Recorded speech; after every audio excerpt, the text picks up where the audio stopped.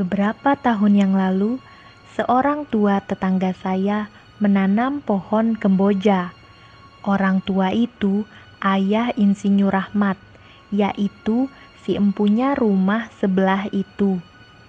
Cucu-cucunya memanggilnya si kakek, dan kemudian di kampung itu ia tak punya nama lain kecuali si kakek.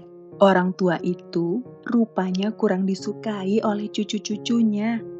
Banyak bisa dicari sebab-sebabnya. Tetapi kenyataan bahwa ia sudah tua, itu saja sudah cukup menjadi satu sebab mengapa ia tidak disukai cucu-cucunya. Bahkan anaknya sendiri kurang menyukainya. Tentang sikap menantunya, sudah terang bisa diduga. Mereka mengambil kakek itu ke rumah mereka, karena mereka takut kalau-kalau dikata-katai yang tak baik oleh famili-famili yang lain.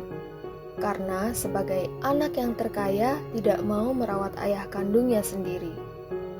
Penanaman pohon kamboja di halaman tentu pada mulanya mendapat tentangan-tentangan dari seisi rumah. Namun, setelah perdebatan yang panjang dan merepotkan, akhirnya dibiarkannya saja pekerjaan orang tua itu. Pohon kemboja itu ditanam di dekat pagar rumah saya. Setiap hari kakek itu memeriksa kembojanya. Pada suatu hari, ketika ia sedang sibuk dengan kembojanya, saya berkata kepadanya, Bagus betul kembojanya. Waktu itu, saya sedang menyiram tanaman-tanaman di halaman saya. Dia senang mendengar pujian saya. Barangkali tak ada orang lain yang pernah memberikan perhatian pada kebahagiaannya itu. Justru karena dugaan itulah, saya telah mengucapkan pujian itu. Dan orang tua itu menjawab saya dengan senyuman.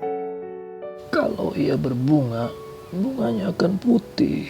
Saya akan menjaga supaya dahan-dahannya berbentuk bagus. Ia memerlukan rawatan setiap hari. Pekerjaan yang menyenangkan saya kira. Menyenangkan. Tahukah Tuan, kenapa kamboja ini sangat berarti bagi saya? Saya sangsi. Bagaimana saya akan menjawabnya?